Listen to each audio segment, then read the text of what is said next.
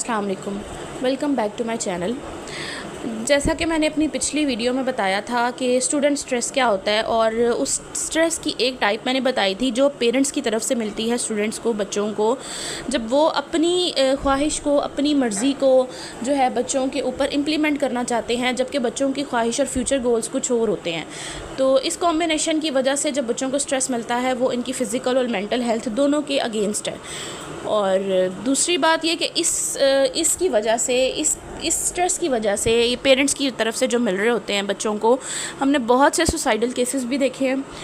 तो पिछली वीडियो में मैंने इस बारे में डिटेल से बात कर ली थी। अब आते हैं आज के इस टॉपिक के ऊपर कि स्टूडेंट्स जब अपनी मर्ज़ी से कोई चूज़ कर लेते हैं कोई रास्ता, तो उनको जब वर्क लोड आता है, स्टडीज़ लोड आता है, तो उनके ऊपर बहुत ज़्यादा स्ट्रेस आ जाता है। तो उसके साथ वो जब कोप अप नहीं कर पा रहे होते, तो वो कोप अप ना करने की वजह से जो सिचुएशंस पैदा होती हैं, उसके नतीजे में जो स्ट्रेस पैदा होता है वो भी जो है उनकी मेंटल और फिज़िकल हेल्थ को बहुत ज़्यादा डैमेज कर रहा होता है।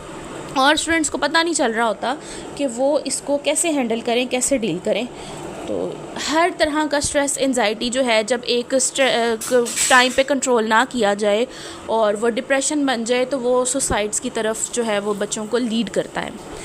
अच्छा जी, अब आते हैं कि इसको हम कैसे कंट्रोल करें। जब ऐसा स्ट्रेस मिल रहा होता है जो आप नहीं हैंडल कर पा रहे होते, स्टडी स्ट्रेस है, कुछ चीज़ नहीं समझ में आ रही, एक्सपेंसेस पूरे नहीं हो पा रहे, या स्टडी स्ट्रेस के साथ आपने कुछ ऐसा कुछ एक और जो है आपका एलिमेंट जो है वो ऐड हो चुका हुआ है, जिसके साथ आप अच्छे से कोरिलेट नहीं कर पा रहे, स्टूडेंट टीचर का रिलेशनशिप नहीं ठीक से रह पा रहा, बिकॉज बहुत से टीचर्स भी ऐसे होते हैं जिनके प्रेशर में आके स्टूडेंट्स जो हैं वो अपने आप को बहुत ज़्यादा डाउन कर बैठते हैं, इतना स्ट्रेस ले लेते हैं, इतना प्रेशर ले लेते हैं कि वो उनसे हैंडल नहीं हो पा रहा होता और वो बीमार हो जाते हैं। लेकिन जी, जब ऐसी सारी सिचुएशंस आती हैं, सबसे पहले तो एक टेक्निक जो आपने अडॉप्ट करनी है वो है कामनेस। अपने माइंड को आपने काम रखना है।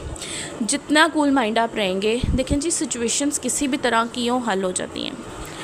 अपने जहन में ये बात बिठा लें, कुछ भी हो जाए कुछ नहीं होता।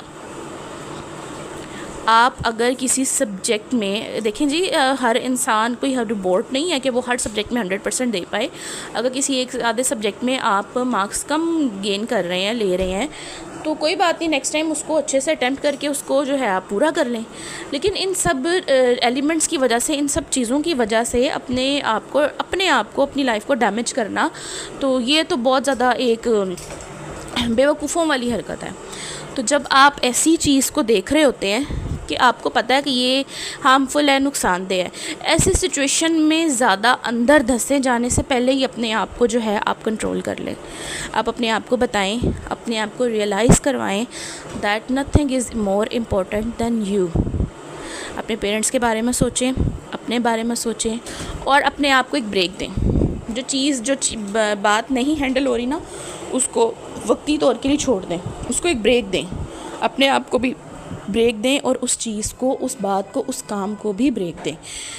जब आप उसको ब्रेक देंगे तो आफ्टर सम टाइम आपके अंदर एक एनर्जी रिस्टोर हो जाएगी उस प्रॉब्लम से, उस बात से, उस सिचुएशन से लड़ने की, उसको हैंडल करने की।